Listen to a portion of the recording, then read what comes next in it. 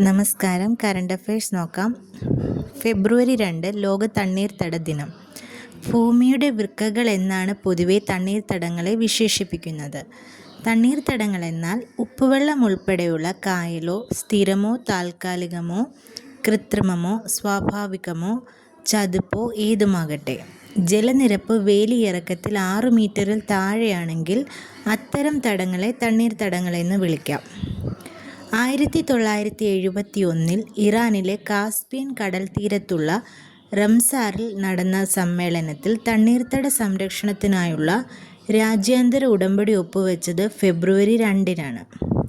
2026 തണ്ണീർത്തട ദിനപ്രമേയം wetland and traditional knowledge celebrating cultural heritage.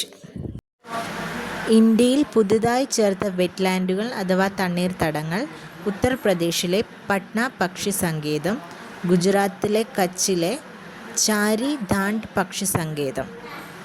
തുടർച്ചയായ 9ാമത്തെ ബജറ്റ് അവതരിപ്പിച്ച് ധനകാര്യമന്ത്രി നിർമ്മല സീതാരാമൻ. ഇത്രയും കേന്ദ്ര ബജറ്റുകൾ തുടർച്ചയായി അവതരിപ്പിക്കുന്ന ആദ്യത്തെ കേന്ദ്ര ധനകാര്യമന്ത്രിയാണ് നിർമ്മല സീതാരാമൻ. കർത്തവ്യപഥിൽ തയ്യാറാക്കുന്ന ആദ്യ ബജറ്റ് കൂടിയാണിത്. ഏറ്റവും കൂടുതൽ ബജറ്റ് അവതരിപ്പിച്ചത് മൊറാർജി ദേശായിയാണ്. 10 ബജറ്റാണ് അവതരിപ്പിച്ചിട്ടുള്ളത്. സ്വാതന്ത്ര്യാനന്തര ഇന്ത്യയിലെ ആദ്യ ബജറ്റ് അവതരിപ്പിച്ചത് ആര്? RK ഷൺമുഖം ചെട്ടി. ഇന്ത്യയിലെ ആദ്യ കേന്ദ്ര ബജറ്റ് ബ്രിട്ടീഷ് കാലം അപ്പോൾ അവതരിപ്പിച്ചത് ജെയിംസ് വിൽസൺ. റെയിൽവേ ബജറ്റ് കേന്ദ്ര ബജറ്റിൽ ലയിപ്പിച്ചത് ഏത് വർഷം? 2017. 15 വയസ്സിന് താഴെയുള്ള കുട്ടികൾക്ക് സോഷ്യൽ മീഡിയ ഉപയോഗിക്കുന്നത് നിരോധിക്കുന്ന ബിൽ പാസാക്കിയിരിക്കുന്ന രാജ്യം ഫ്രാൻസ്. മഹാരാഷ്ട്രയിലെ ആദ്യ വനിതാ ഉപമുഖ്യമന്ത്രി സുനേത്ര പവാർ. ആറ്റുകാൽ ക്ഷേത്രത്തിന് മുന്നിൽ 60 അടി ഉയരത്തിൽ കണ്ണകി ശില്പം നിർമ്മിക്കാനൊരുങ്ങുന്നു. പുളിങ്കുടി ആഴിമല ശിവക്ഷേത്ര സന്നിധിയിൽ 58 അടി ഉയരമുള്ള ഗംഗാധരേശ്വര ശില്പം നിർമ്മിച്ച ദേവദത്തനാണ് കണ്ണകി ശില്പവും ഒരുക്കുന്നത്. ഓസ്ട്രേലിയയിൽ ഓപ്പൺ വനിതാ സിംഗിൾസ് കിരീടം എലേന റിബക്കിനയ്ക്ക്.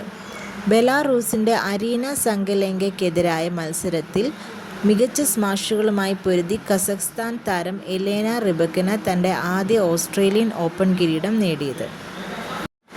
ഓസ്ട്രേലിയൻ ഓപ്പൺ പുരുഷ സിംഗിൾസ് കിരീടം കാർലോസ് അൽക്കാരസിന്. കരിയർ ഗ്രാൻഡ് സ്ലാം നേടുന്ന പ്രായം കുറഞ്ഞ താരമെന്ന റെക്കോർഡും അൽക്കാരസിന് സ്വന്തമാണ്. സെർബിയൻ താരം നൊവാക് ജോക്കോവിച്ചിനെ പരാജയപ്പെടുത്തിയാണ് സ്പാനിഷ് താരമായ കാർലോസ് അൽക്കാരസ് കിരീടം നേടിയത്.